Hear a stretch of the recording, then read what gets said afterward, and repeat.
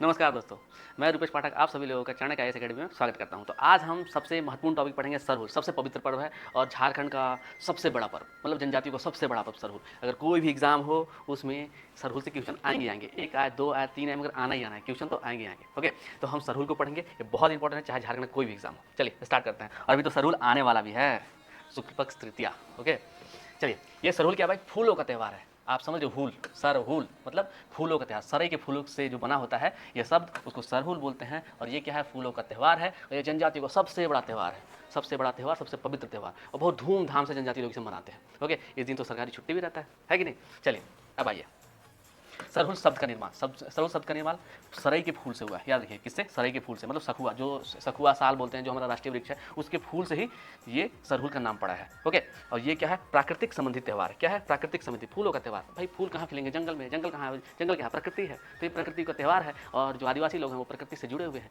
उन्हीं को अपना माँ बाप समर्पित कर चुके हैं, मतलब मानते हैं। ओके, तो ये क्या है, प्राकृतिक त्यौहार है। ओके, चलिए नेक्स्ट स्लाइड में हम कुछ महत्वपूर्ण पॉइंट देंगे और इससे क्वेश्चन आएंगे। ओके, जैसे कि सरहुल है तो उसको विभिन्न जनजातियों में ना अलग अलग नाम से जानते हैं। वही देखना, जैसे कहीं कुछ देखे, उराव लोग सरहुल को क्या बोलते हैं बताइए, मालूम रहेगा तब ना बताओगे भाई, तो इसके लिए हमें पढ़ना पड़ेगा। अच्छा पढ़ते हैं, चलिए। पहला देखिए, बाहा। बाहा कौन बोलता है सरहुल पर्व को, फूल के पर्व को बाहा कौन बोलता है? संथाल जो जनजाति हैं वो क्या बोलती हैं? वो बाहा बोलते हैं। सरहुल के पर्व को बोलते हैं बाहा का पर्व आ गया। किसका पर्व आ गया? बाहा का पर्व आ गया। ओके, इसको आप याद रखिएगा। जो उराव लोग हैं, उराव जो समाज लोग हैं, ये क्या बोलते हैं सरहुल को? खद्दी। खद्दी का पर्व है। क्या है? खद्दी का पर्व है। और खड़िया जो जनजाति है, खड़िया समाज है, वो जो सरहुल को क्या बोलते हैं? जकोर। और जो मुंडा और हो हैं वो बापर बोलते हैं। याद रखिएगा। और इसमें जो गीत गाया जाता है उसको बागीत कहते हैं, मुंडा जनजाति लोग। ओके, तो ये याद रखिएगा, ये बहुत इंपॉर्टेंट है, इससे हमेशा क्वेश्चन बनते हैं। क्या हो गया? चलिए अब नेक्स्ट देखते हैं, बाकी जनजाति से सरहुल के नाम से जानती है। ओके, तो देखिए ये कब मनाया जाता है? तो कब मनाया जाएगा भाई? चैत माह के शुक्ल पक्ष तृतीया को। कब मनाया जाएगा? चैत, जैसे कि हिंदू का नव वर्ष जो स्टार्ट होगा चैत में, तो उसके 3 दिन में, मतलब तीसरा दिन सरहुल का पर्व मनाया जाता है। और इसकी तैयारी 4-5 दिन पहले से होती है। आराम से 4-5 दिन पहले से लोग तैयारी कर रहे हैं, नाच गाना कर रहे हैं, मतलब उत्सव का माहौल है, चारों तरफ सजा हुआ है, रोड घर और सब सजा देते हैं। ठीक है, और चारों तरफ एक सरना का झंडा, सरना का झंडा जानते हैं? ये रहता है ऐसे, जिसमें लाल और सफ़ेद कलर का पट्टी रहता है, ये चारों तरफ गड़ा हुआ रहता है। रांची में आपको अक्सर दिखने को मिल जाएगा। ओके, इतना समझ गए? ये कब मनाया जाता है? शुक्ल पक्ष तृतीया को। और ये इंपॉर्टेंट है, ये जेपीएससी में भी पूछा है और साथ में जेएसएससी में भी पूछा है, तो ये इंपॉर्टेंट है। ये हमेशा क्वेश्चन रिपीट करता है कि सरहुल का पर्व कब मनाया जाता है। याद होगा तो आराम से यार, कब? शुक्ल पक्ष तृतीया। किस माह को? तो चैत माह को। ओके, चलो। तो ये क्या है, बसंत ऋतु मनाया जाता है। भाई चैत स्टार्ट हो गया तो बसंत स्टार्ट हो गया। और बसंत में भाई नया नया साल में फूल आता है। क्या ना, साल के पेड़ में फूल नया नया एकदम कोमल कोमल पत्ता आता है।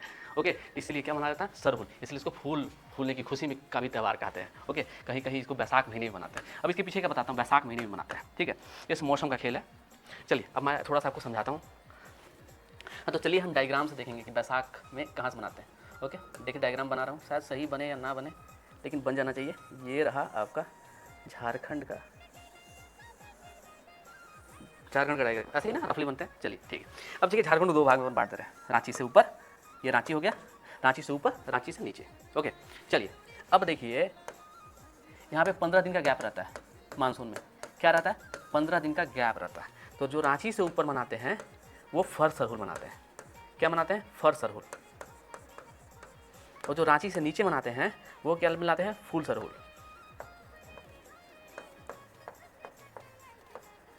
ठीक, और रांची से जो नीचे मनाते हैं वो चैत मनाते हैं। कब मनाएंगे?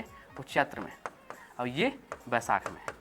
ऐसा नहीं है कि ये लोग हमेशा बैसाख मनाते हैं, मतलब कभी कभी लोग बैसाख में भी मनाते हैं। तो क्या है, तो 15 दिन का जो है, तो मानसून इधर से आया, मानसून इधर से आएगा तो पहले इधर आएगा, तो इधर फूल सरहुल हो जाता है। और 15 दिन बाद जो बैसाख चढ़ जाता है तो इधर बैसाख में क्या बोलते हैं?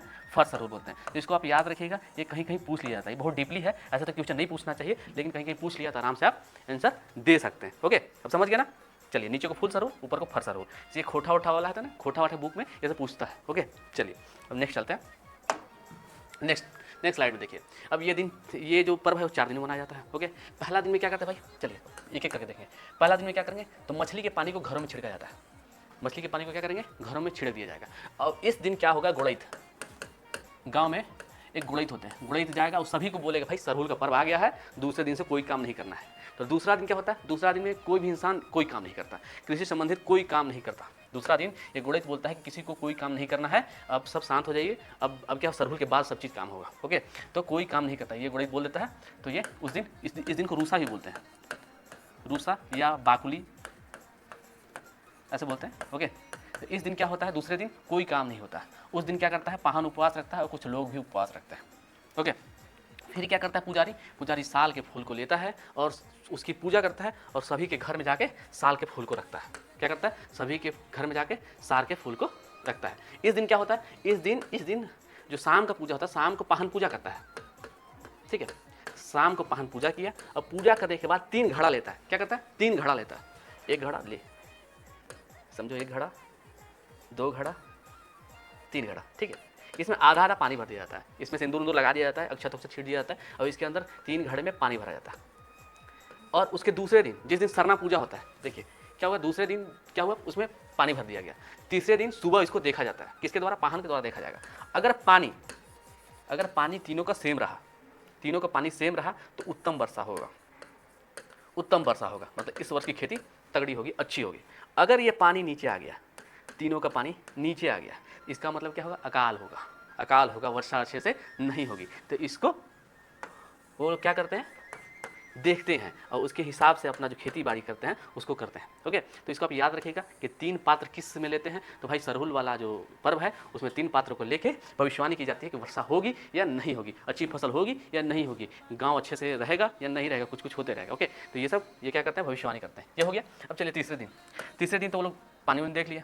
उसी दिन वो लोग सरना पूजा करते हैं, सरना पूजा करके फिर पानी देखते हैं। फिर उसके बाद मुर्गा की बलि देते हैं, मुर्गा का बलि देंगे और यही मुर्गे को काट के छोटे छोटे पीस में काट के और चावल दाल ये सब मिला के एक खिचड़ी बनाया जाएगा, खिचड़ी बनाया जाएगा जिसको प्रसाद के रूप में बांटा जाएगा सबके पास। ठीक है, जो जो पूजा में आया है या फिर घर में है सबको ये खिचड़ी बना के बांट दिया जाएगा।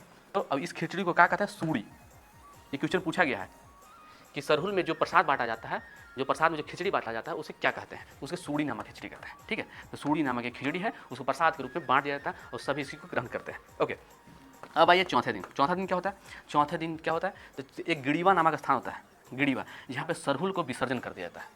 क्या कहते हैं, सरहुल को विसर्जित कर दिया जाता है। इस दिन क्या होता है, इस दिन को फूल खोसी भी कहते हैं। क्या करते हैं, फूल खोसी।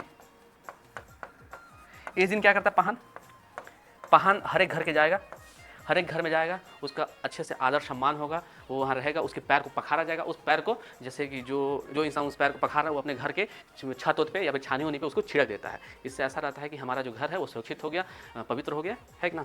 ये होता है फूलकोसी। और जो पाहन होता है वो उसके घर में एक फूल को खोसता है जिसे हम फूलकोसी बोलते हैं, याद रखिएगा, फूलकोसी। और पाहन को इस पूजा के बदले पाहन को जमीन दी जाती है, जो जमीन दी जाती है वो पहनई जमीन बोलते हैं। क्या बोलते हैं, पहनई जमीन। ओके, इसे आप याद रखिए। ठीक है, बस इतना ही पढ़ना है और कुछ नहीं है, बस इतने से ही आपका क्वेश्चन आएगा और बस पढ़ के दे देना है। और अक्सर इससे 2-4 क्वेश्चन पूछा ही जाता है, तो इसे पढ़िए या फिर रट लीजिए। ओके, और यहाँ का पर्व है यार, पढ़ना बहुत जरूरी है। ओके, चलिए अब हम नया स्लाइड में मिलेंगे या फिर नए वीडियो के साथ, तब तक के लिए धन्यवाद।